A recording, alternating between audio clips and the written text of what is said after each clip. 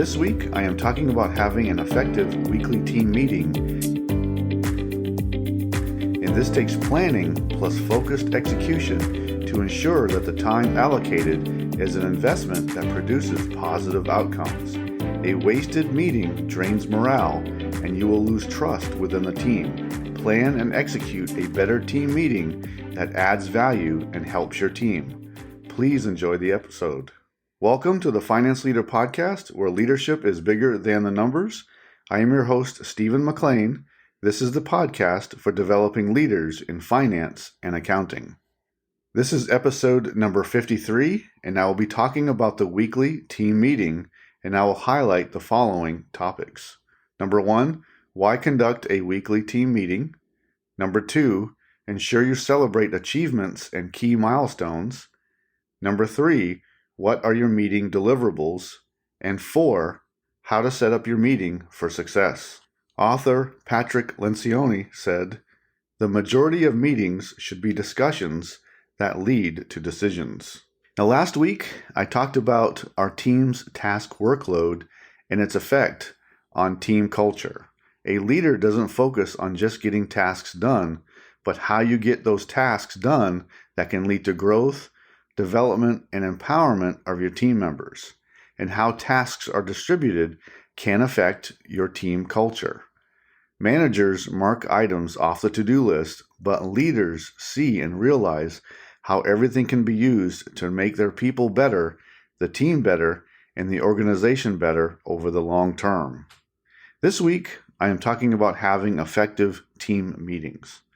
First, I want to recommend an excellent book about meetings written by a colleague of mine, Mark McMillian, and co-authored by Rob McWilliams. Mark and I served together in the United States Army when we were both stationed in Norway. It's called Meetings, How to Make Them Effective. Now, you can find the book on Amazon, and I received no compensation for this endorsement or from any sales. So it's a very easy to understand guide, so go get it. There's a lot of material and tips available out there about planning and running meetings, along with your weekly team meeting. My approach to everything that you do is about applying leadership. An effective weekly team meeting should help your team members and not just you. Your team should walk away more informed and knowing they will be better resourced, and what they are working on has been synchronized within the team. Your meeting needs a well-defined purpose and not just a check-the-block approach each week. Begin by sending out an agenda ahead of the meeting so everyone can be more prepared, which will make it an overall more productive experience. The weekly team meeting should not be a miserable experience for your team. If done properly, your team should walk away better, and this depends on how well you plan it, prepare for it, conduct it, and then what you do with the deliverables after the meeting. Now, one major topic that should be in the weekly team meeting is the monthly close process. Now, there's a couple things that you can talk about. Number 1, you should be talking about the calendar for the upcoming monthly close process and where the obstacles are. And 2, ensure that there's coverage for all the responsibilities. This also means people can take their PTO when they need to. We just need to cover for each other during the month. And that will be a discussion for another time, about the PTO issue.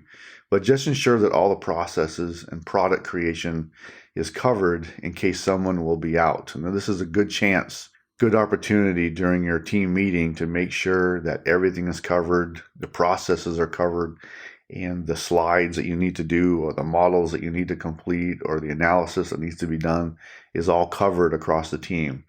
The monthly close process shouldn't stop anyone from being out if they need to be out. We'll talk about that more later in another episode.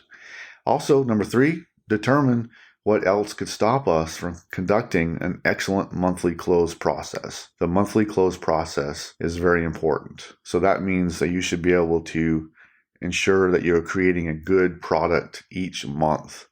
And this weekly team meeting, is a good place to ensure that you're going to have a good monthly close process. Now I want to tell you a story. When I was a commander in the U.S. Army, we were required to conduct a weekly training meeting where we talked about events for the next 6 weeks and the status of our maintenance, our personnel status, and anything else of significance that would affect our daily mission. It was an important event. It was crucial to having effective communication across the unit, and this meeting helped us accomplish our mission very effectively every day. Now let's talk about a few key points about the weekly team meeting. Number 1, why conduct a weekly team meeting? Now, for the purpose of this episode of the podcast, the weekly team meeting being discussed here is for managers of teams. I'm not referring to the higher up department level meetings that may be conducted monthly or quarterly. This is the weekly team get-together that you have with your 3 to 5 people whom you see and interact with every day. Do you know the purpose for conducting the weekly team meeting? Does your team? Explaining why the weekly team meeting is important and how it helps with communication and coordination will help to have a better meeting and a better outcome. When done right, your meeting can help you build trust and buy-in to what you are trying to achieve in the long term. The weekly team meeting helps with improving communication, to synchronize activities, and for your team to ask for help in the tasks and projects they are working on. Number 2, ensure you celebrate achievements and key milestones. The team meeting is an excellent time to show off the great results and achievements of your team members. Celebrate them anytime you can. Key milestones are employment anniversaries and other important dates around your team members' employment. This part of the meeting helps with building trust and building confidence. Especially highlight your team members who have excelled beyond what would normally been expected. This is key to empowering everyone to taking on more responsibility, which then translates into greater growth and development. Don't overlook celebrating your team. It's a huge payoff for a better team culture. Number 3, what are your meeting deliverables? The team meeting deliverables are what you're hoping to accomplish during the meeting and what you walk away with once it's over. Here are a few areas you should be focused on accomplishing during your weekly meeting. Number 1 is communicate higher level issues like changes to policy or an update to the strategy. This helps everyone be informed about what is happening above them. Number 2, you should be synchronizing activities, especially if your team is responsible for an event. Monthly close is a critical topic to synchronize each meeting. Number 3, review executive team level sponsored projects that your team members are involved with.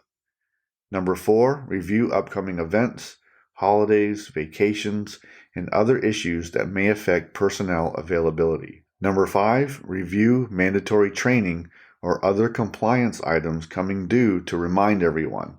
If you have a status report, bring it and reference it. You can talk about individual requirements in your one-on-ones.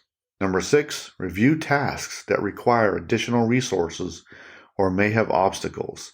This is also a key synchronizing activity. Number 7, after you are done with the meeting, publish the meeting notes, do-outs, and items that may have been assigned or other issues, and do it as quickly as possible. This list is a great place to start so you can have a productive meeting that is helpful across the team. There may be other items you want to include, but really look at what you are trying to accomplish and how you are setting your team up for success. Add items as you need to. Make your team meeting very productive and helpful across the team. Get to the key points, synchronize, help your team members with resource shortfalls, and then get the results out to them quickly so that they can take action. Now finally, number 4, how to set up your meeting for success. Number 1 is to have an agenda. You don't need a fancy PowerPoint presentation to make this event effective. You can use the agenda to go through each point and probably use a task or project matrix that is on a screen to show and update work statuses. We don't have to make this difficult. Now, when you go around the room for everyone to talk their issues, make it the standard to only bring up issues that need your help or the help of someone else. We don't need to hear every task and project that each person is working on. These meetings can become a running list of self-aggrandizing by showing off what we are working on. So let's not do that because it forces other people to talk about everything they are doing. And this is where you lose everyone. Stay on point to what you need help on. Now make this a team culture expectation. You can use the one-on-one meetings that you have with each person to go through every task and every project they are working on. We don't need to do this in the weekly team meeting. Focus on what they need help on. When it's okay to ask for help, your team will improve its task execution. The output will improve. The culture will get stronger. Trust will be built.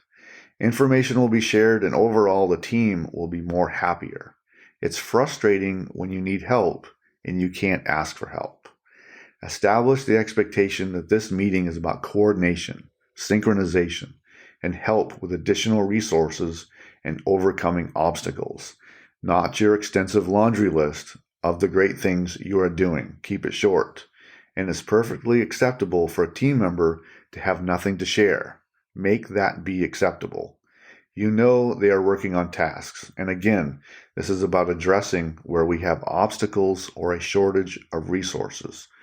Focus on the output, not the time. End early if you can. If you have a small team, 30 minutes should work. But you don't need to fill the 30 minutes. Just get through the agenda. Keep the meeting flowing and publish results after the meeting. For meetings in general, a published agenda ahead of the meeting is essential if you want to make it effective. An agenda helps participants prepare in advance. You can be flexible in the meeting if it requires it, but sticking to an agenda with the right people in the room and then publishing results and do-outs afterwards will make meetings be worth it. No one likes a wasted meeting when nothing gets produced or decided due to a lack of preparedness. That is different when a decision is not made, even though everyone is prepared.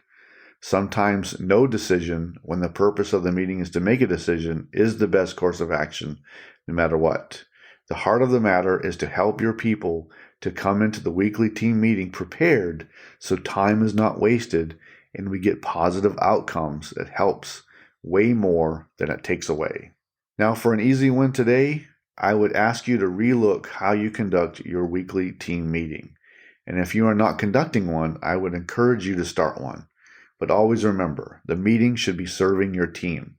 It should always add value to their work and processes. Now, I love accountability, but this meeting should be addressing how you are helping them way more than they are helping you. Now, a couple of things that you can do to relook and making sure your meeting is done properly. Do you know the purpose of your weekly team meeting? Do you use an agenda, and is it published at least 48 hours in advance? Are you celebrating achievements and milestones? Are you synchronizing activities across the team? Are you helping your team overcome obstacles and helping them with information or additional resources that they need? And do you publish team notes afterwards with do-outs and who is responsible? I believe you can have a great team meeting if you remember the purpose: to eliminate obstacles to success, to coordinate activities across the team, and to address any resource shortfalls. You are setting up your team to achieve excellence. Now, you can use this weekly get-together to improve communication and to help your team do their jobs better. I have a free guide for you. It's called the Leadership Growth Blueprint for Finance and Accounting Managers. In the guide, I talk about 3 leadership areas: communication, team growth, and empowerment, plus a few recommendations around challenges with the systems you are probably using to complete your work. The link to the guide is in the episode description, or you can go to stephenmclean.com. Please use it to help you with a few leadership wins today. Thank you. This episode is sponsored by my course through Finance Leader Academy. It's called Advance Your Finance and Accounting Career, Developing a Promotion Strategy That Will Set You Apart. To advance your career, you must set yourself apart from your peers. Finance and accounting professionals are already expected to be technically competent. This course helps you establish your professional foundation and how you can set yourself apart from your peers by growing your leadership skills and developing your executive presence. You can go to stephenmclean.com for more details on this career advancement course. The link is also in the show notes with this episode. Thank you. Today, I talked about making your weekly team meeting more effective and highlighted the following points. Number 1, why conduct a weekly team meeting? Number 2, ensure you celebrate achievements and key milestones. Number 3, what are your meeting deliverables And 4, how to set up your meeting for success. The weekly team meeting is crucial to the success of the team. Use it to share critical information, use it to teach, use it to create a better, stronger team. Don't waste this opportunity. I believe that most meetings can be a drain of resources and a waste of time because we don't approach them correctly. But the weekly team meeting is a great opportunity for you to lead, and that means making others better who are around you. Next week, I will be bringing to you the first part of an interview with a special guest who is an experienced talent management executive as I wrap up Season 6. In the interview, we discuss the many issues I have addressed during this season, so don't miss it. I can't wait to share it. I hope you enjoyed the Finance Leader Podcast. I am dedicated to helping you grow your leadership because it is leadership that will set you apart from your peers. You can get this episode wherever you find podcasts. Until next time, you can check out more resources at stephenmclean.com and sign up for my updates so you don't miss an episode of the show. And now, go lead your team, and I'll see you next time. Thank you.